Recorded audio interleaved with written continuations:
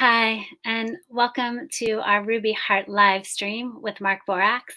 My name is Marcella, and we are excited to be offering another weekly show. This week, we are going to be uncaging the lion and leaping into embodiment. Each week, we're delving into a topic that is connected to Mark's new book, The Ruby Heart of the Dragon, which will be coming out May 9th. And again, today we'll be focusing on the sign of Leo and the part of us that has an uncaged lion inside. And before I turn it over to Mark, I just have a couple of announcements.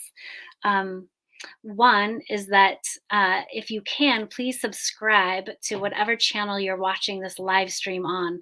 So we've been really appreciating the views and seeing the streams get circulated. And in order for us to really pave the way for this book, if you can subscribe, that will help us a lot. So please subscribe.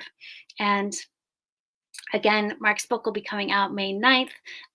If you are wanting to invite him on any of your shows or your podcasts, he's scheduling now for right before the book's launch. So if you want to just have him on for 20 minutes or a short time or do your own lives, we're starting to schedule all of that now. And in addition, we are putting together his travel schedule for after the book comes out. So if you're interested in inviting him to your community or hosting him for a circle or a talk, you can reach out to me, and I'll put my information in the comments here. And yeah, I think that's all. Just again, thank you so much for all of your support. We're getting, really excited for this book launch, and what a perfect time to be going into the sign of Leo and creativity. So I'll turn it over to you, Mark. Thank you, Marcella, and welcome everybody to Uncaging the Lion, leaping into embodiment, which is connected to the sign of Leo.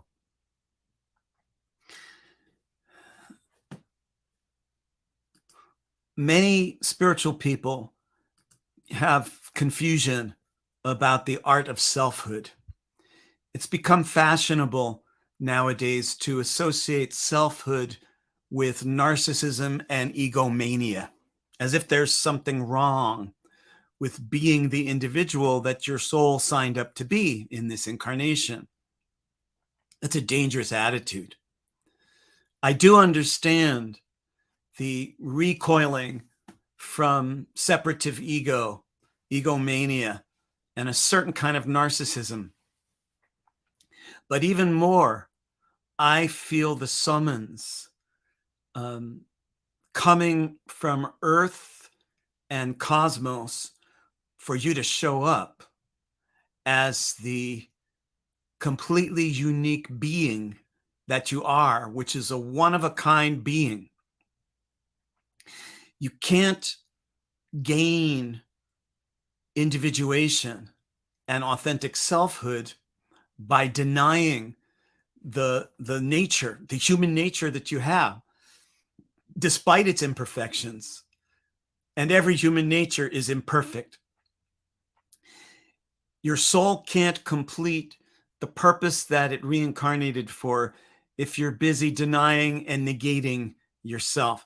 This is where astrology comes in, because astrology is the art of portraying human being. And it's really cool that we have this art, that the world has this art where you can rearrange the 12 colors of the zodiac, like rearranging musical keys or visual colors in some fashion that can compose a picture, an image, a multidimensional image of your uniqueness. Astrology is the art of discovering what makes you unique, not what makes you like everyone else. It's the art of portraying the you that you are beneath all other yous that you are. And we all have conditioned layers and subcells, less authentic parts of who we are. Freeing the lion from its cage means granting yourself full permission to be who you are. This is a powerful rite of passage. This is a powerful initiation because billions of people are busy running around the world between the cradle and the grave, not being who they are, as if they signed a contract. Okay, I will come out of spirit into matter. I will reincarnate into the human experience and make sure that whatever I do, I don't be who I am. It's almost as if the human race has signed this nefarious contract with the devil. Do anything you want except be who you are. Now, putting it in these terms dramatizes it and makes it sound kind of absurd and ludicrous, and that's because it is. It is absurd and ludicrous that many millions of people are busy running around the world not being the love that they are. This is a strange, distorted case that may be unique in the galaxy or the universe. I don't know. I just know it is abnormal. The great irony of our time is that what seems to be normalcy isn't, by any stretch of the imagination. And the human race has fallen for this, lock, stock, and barrel, fallen for the idea that you're supposed to spend most of your time being something other than who you are. You're supposed to spend most of your life not living your love. It's a strange, evil idea. It's foul. And the only antidote to that is for you to grant yourself absolute permission to be who you are. Even if you don't know what that means, you can sense what it means. Even if you can't write down on a piece of paper, okay, me being fully who I am means this, and this. That doesn't matter. That will all come. But what you must do to free the lion from its cage is to grant yourself the royal authority, the kingly and queenly authority to preside over the domain of your authentic nature, whatever that is. And it may take a while for you to figure out, well, what is your authentic domain? What love are you here to embody? What creativity are you here to express? When is it that you're being most true and authentic to that core nature? And when are you veering far away from it in order to give other people what they want, which usually boils down to in order to give other people what you think they want, because they might not even want that. You have to dismantle the machinery of self-negation, which will lead you on a merry journey, because if you're interested in doing the most authentic version of dismantling the machinery of self-negation, you're in for decades of a shamanic descent into deeper and deeper layers of who you aren't in order to arrive in the land of who you are. We gave a great, huge shout out in the 1960s revolution in consciousness to granting absolute permission for us to be who we are, for me to be who I am, for you to be who you are. This was the great radicalization of the 1960s. I am not here to fit anybody else's ideas of who I'm supposed to be. I'm here to discover who I am and track with that as devotedly and hungrily as a lion tracking its prey. Once you grant yourself absolute permission from now till the end of time to be who you are, even if you're not sure what that is, you set in motion a core energy, a radiance. You drop down in to the soul and broadcast energy and information from that deeper place rather than stopping partway down and broadcasting energy and information from one of your many sub-selves and less authentic variations. Dropping down through your various self-betrayals, self-abandonments, self-hoaxes, self-illusions, down into the core, the primal core of who you are. This is a journey that can take a whole lifetime. I'm still on this journey. I've been consciously working on this specific descent from my personality layers down to my soul for 35 years. And it's not over. I keep continuing to find new ways I hide from myself, new and old vestiges of former ways I hid from myself in various ways. We all have our own characteristic ways of hiding from ourselves, and making the vow that what you're here for is to free the core nature inside you, free the love inside you. And this is connected with Leo, because Leo is what happens when you meet everyday existence with soul. When everything that comes your way turns into an invitation to awaken, you get to lean on creativity the way some people will lean on religion.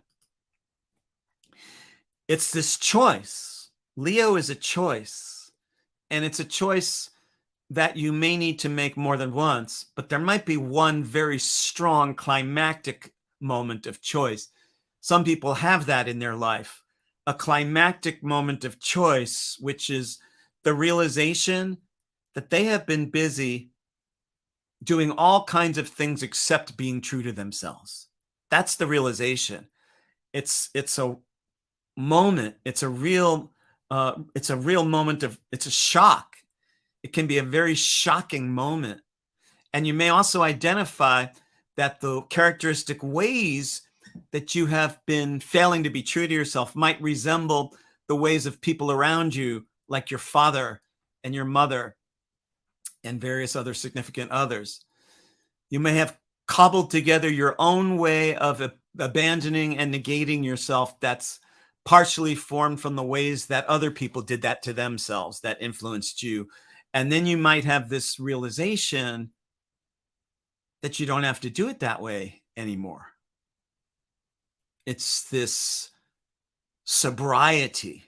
It's this deep core sobriety of dropping down through all the unconscious agreements you've made to not be true to yourself and turn them around with the realization that, yeah, your soul came here to gain the full presence and creativity and love and magic of who you are, which is a choice. And you may need to keep making that choice. Even if there's one climactic moment, that choice needs to be reinstated every now and then, as you might catch yourself trailing down a lesser path of self-denial, self-betrayal, self-negation.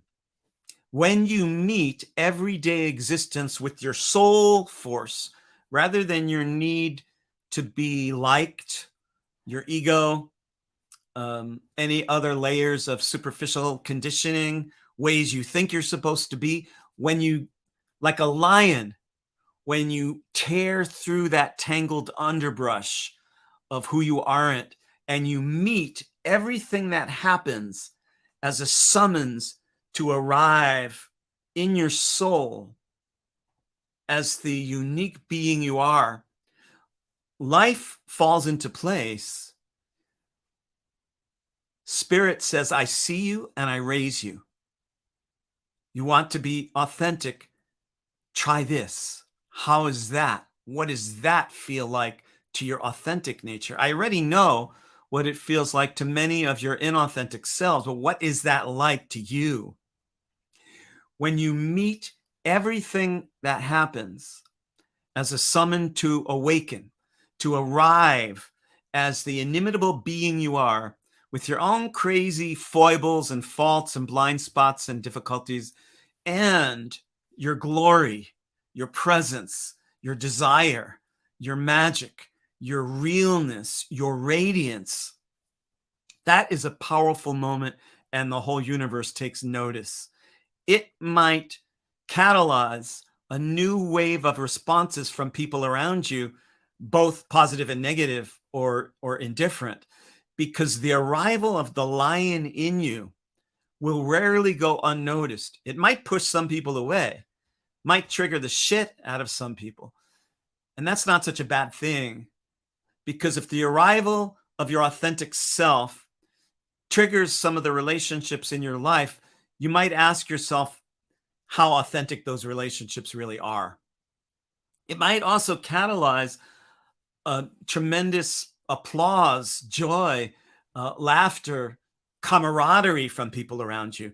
Like a strong magnet, the arrival of the lion in you will attract and repel, but very rarely be completely unnoticed and indifferent. That arrival marks the antidote, marks the medicine to the plague of our times. And the plague of our times is self-negation. The only way you can get a world population to follow delusion and fear is by making them afraid of themselves, making them negate their truth. And if you were grown up that way, you can find out with a pretty quick inquiry, did your parents and your teachers and priests and rabbis and people around you, did each of them beam the message into you when you were growing up that whoever you really are, that's what you owe the rest of us to be? If you ask yourself that question, did my parents and siblings and the teachers and people around me, did each of them beam unconditional permission into me to be who I am? If you didn't grow up that way, then you have to go on a journey of reclamation. You have to go down into the soul fire, the burning bush of your soul, deep down inside you, that radiance that will conflagrate your artificial nature, that will burn up your hard memories, your self-negation. When you ignite the sacred fire inside your core nature like a burning bush, you will complete the rite of passage that you begin the moment you grant yourself absolute permission to fully be who you are, even if you don't know what that means. Less important than granting yourself the authority. I'm going to check with Marcella to see if we have some conversation going on within or without the studio today. Let's see. I'm not seeing any clear questions or comments that I can easily weave in. There is some action going on, but it was direct with what you were saying at that specific time, which I'm not quite that skilled at. So yeah, the lion, feeling the power of that roar here. I'm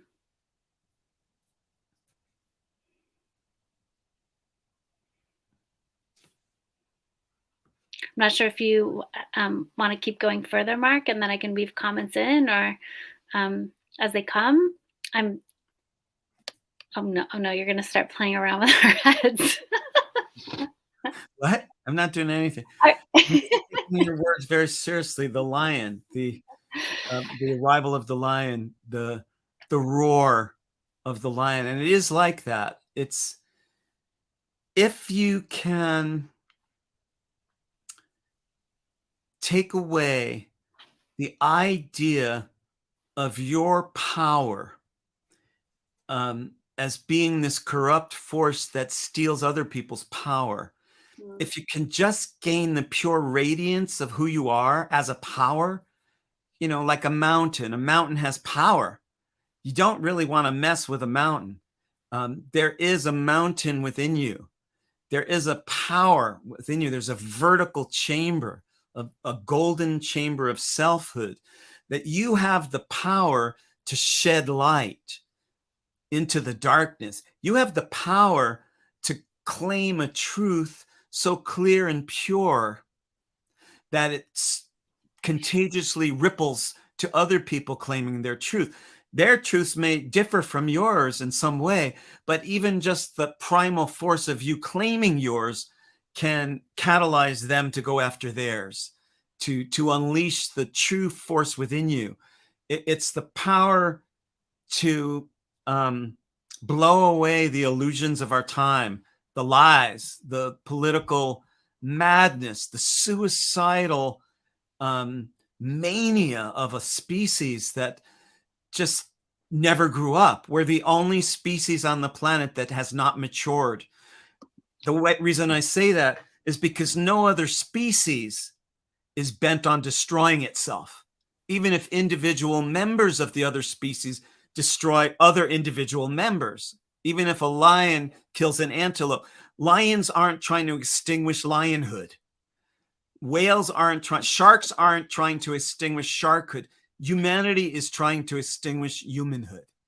And that's an adolescent state where you act out over and over to see if any stronger force is ever going to stop you from acting out. We have to grow up out of that. And the first major step is claiming the power of your authentic presence. yeah, I think it's interesting too, this point that you were making, Mark, around um, how when the lion in you arrives, it will rarely go unnoticed. And even just the relationship that we have to being present or being seen or being noticed in ways that are conditioned, it's like just really strong medicine to realize how much we long to be seen and then how much we avoid being seen. Yeah, absolutely. And when we turn the tables so that that part of us that avoids being seen blows ourselves up where we can be seen, whether in an equal way or, in a dominant way, then what happens is the soul gets the message from the selfhood. There's room for it in your life. I'm not just going to base my life on talking heads and trading egos, trading business cards. I'm going to show up as who I really am. Well, let's try that on for size. What if you started showing up as who you really are in your job tomorrow and you never stopped? What if showing up as who you are is a practice you began in your marriage tonight and never stopped? What if being who you truly are is the vow you're going to make to follow from now through the rest of your life, no matter what, whether you find yourself at the United Nations or in the front of the bathroom mirror with a hangover? What if that's your commitment? That turns around the great plague of our time of self-negation. Not because you're perfect, not because you have no doubts. It's just the commitment to be true to yourself. I'm just flashing this one because um, it is just so ironic, right? Like how much we play hide and seek. And I haven't really thought of that in relationship to the sign of Leo so much, but just just the games we play, just the games we play. And even when you're talking, Mark, about like be who you are, be who you are. I mean, there's this part of me that's like, yeah, but I'm like everything. So channeling what part of me needs to show up in this moment or that moment while also being connected to my core nature, it's it's just language doesn't ever really it's hard for language to fully relate to the experience of being alive and actually what it means to feel like you are being who you are. I think it's easier to know when you're not being who you are. I think it's a lot harder to necessarily feel that sense of like, I've arrived, I'm here, I am who I am, you know? Yeah. Yeah, absolutely. And that's the paradox of selfhood. It's way easier to gain a strong definition of who you are before you're doing it. It's way easier to feel someday I'll be who I am, and that's going to be amazing. And then when you actually arrive there, it's both the most amazing event in the universe and nothing at all worth bothering or thinking about. It's both. It's just, an animal being who it is, a frog or a lion or an ant being who it is could be this enormous event. Oh my God, there's a lion. Yeah. And at the same time, it's nothing at all. It's just, there's selfhood is very slippery in the sense that it's really an action more than a state. It's not a static state. It's a state of discovery. It's a willingness because being who you are, even though I'm talking about it in a kind of singular fashion, is being many things because you're not always going to be the same way that you were. Who you are is going to sometimes loom larger in some areas and smaller in other areas because you're just not always going to be the same thing. There's times where you're going to feel just like dominant and broad and wow, and being who you are when you're suffering is no less important and Yeah. no less authentic. Even may even be more authentic. Yeah. Yeah. Yeah. I'm feeling the well, in soul level astrology, we often associate the sign of Leo with Christ and Christ consciousness as well. And so I feel really struck by even that part of individuation from the standpoint of liberation and salvation through that story, right? And I think sometimes it's hard to understand inside of our culture where personality and ego has been used so much to be a separative, divisive thing, to actually recontextualize our understanding of selfhood so that it actually becomes this pathway to freedom and this pathway to liberation, and this pathway to spirit rather than something that is the anti of that. Yeah.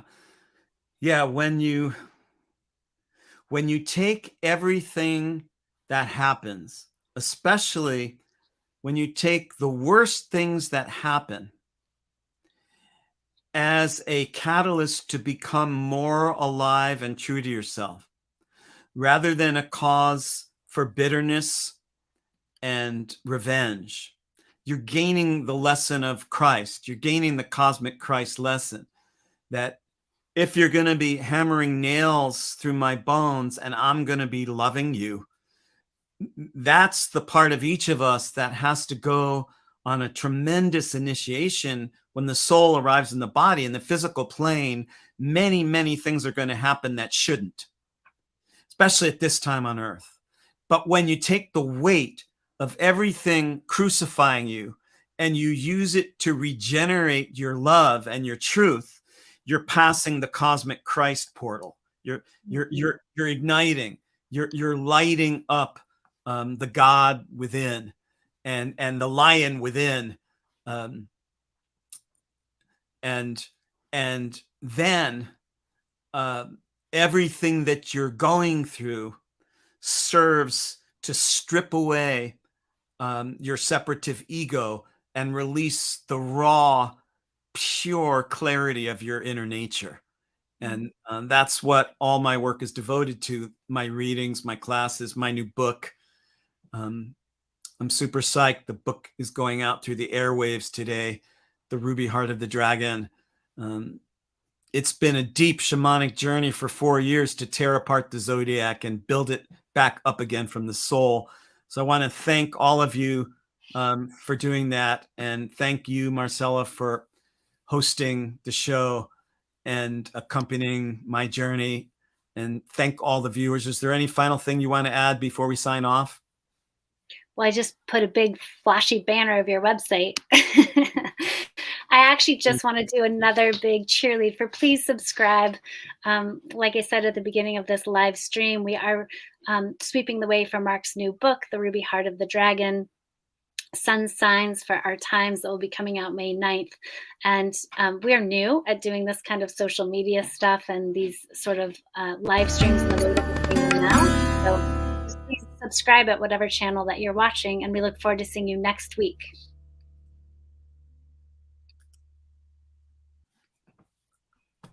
Oh yes. Okay, let's see if I can do this smoother than I did last time. Thank you, everyone.